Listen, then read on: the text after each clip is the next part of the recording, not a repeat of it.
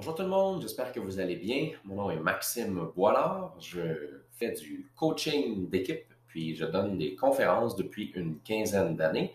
Et ces dernières années, je me suis surtout spécialisé dans l'accompagnement de comités de gestion. Mon objectif avec la vidéo d'aujourd'hui, c'est de répondre à la question: quels sont les impacts du coaching d'équipe à court terme? Souvent, les dirigeants d'entreprise se demandent si c'est possible d'atteindre des objectifs rapidement quand on va vers des démarches de coaching d'équipe. Alors, voyons ce que je peux vous raconter. Puis, pour être super concret, je vais vous parler d'une rencontre que j'ai eue hier. Hier, c'était une rencontre de suivi 5 semaines après avoir fait un premier atelier avec une équipe. Alors, je vous décris un petit peu le contexte. J'ai eu une animation d'une demi-journée avec cette équipe-là. Faut dire que j'avais fait des entrevues individuelles avant de préparer cette demi-journée-là. Et le lendemain et le surlendemain, ils étaient dans des rencontres, principalement des rencontres de budget, donc pendant 2 jours. Et je suis resté pour les conversations de budget, les conversations de stratégie aussi, maintenant que je me rappelle. Mon mandat pendant ces 2 journées-là, c'était pas d'animer, mais j'étais plus comme un coach en résidence qui, à divers moments, pouvait leur donner l'opportunité de mettre en application ce qu'on avait vu ensemble dans notre demi-journée. Fait que ça, c'est le contexte. Puis là, hier, on se retrouvait pour faire un suivi 5 semaines plus tard pour aider l'équipe à regarder en arrière puis de se poser la question, mais c'est quoi le chemin qu'on a fait? Alors, voici ce que je note de cette conversation-là. Le premier impact du coaching d'équipe pour ce groupe-là, ça a été de répondre à la question: mais pourquoi on est là, nous autres? Okay. Puis tout le monde avait la réponse: on est là pour l'entreprise, on est là pour la croissance, on est là pour l'actionnaire. Puis à un moment donné, on a aussi pu convenir qu'il fallait ajouter: mais on est là pour nous aussi. Donner de la croissance à l'entreprise puis souffrir à travers ça, être esclave des résultats, mais cette équipe-là arrivait à une étape où ça ne fait plus son affaire.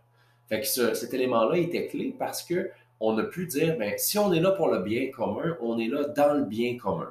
Puis ça a amené des réalisations importantes. Puis une de ces réalisations-là, ça a été de se dire, cessons d'être pris dans nos rôles respectifs.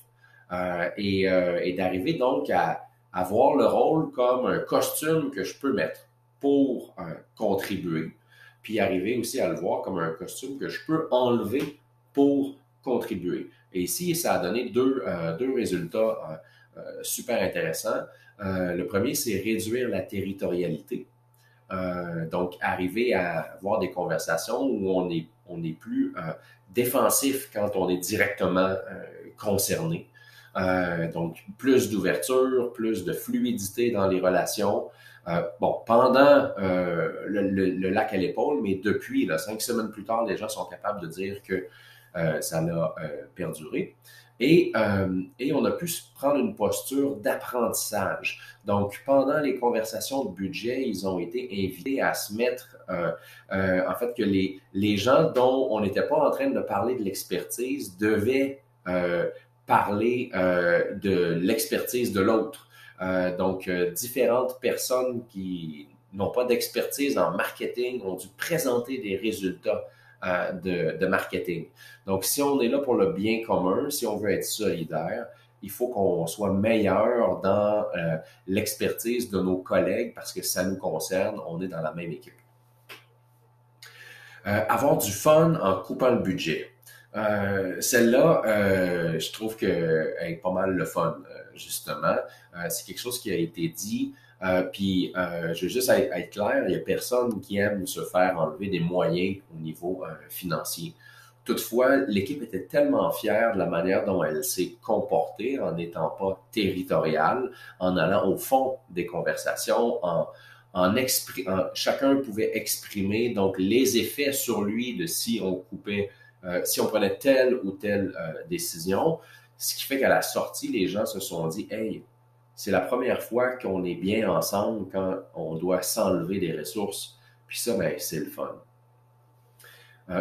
Dernier élément que je veux mentionner ici, parce que celui-là, ben, c'en est un qu'ils identifiaient pour la suite aussi. c'est d'apprendre à se voir comme des partenaires d'entraînement. Un athlète, il s'entraîne à tous les jours, puis il attend pas que ce soit parfait. Là. Il faut se mettre en mouvement, aller chercher des sensations, puis on est là pour être meilleur contre la compétition, pas être meilleur contre les collègues.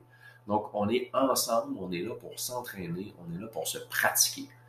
OK, donc, les impacts du coaching d'équipe à court terme, ça peut être extrêmement concret. Et en même temps, ben, il faut rester sensible au fait que ces bénéfices-là, on les perd si on arrête de travailler, si on arrête la démarche.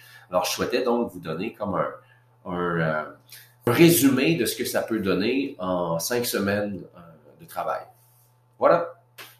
Salut, merci.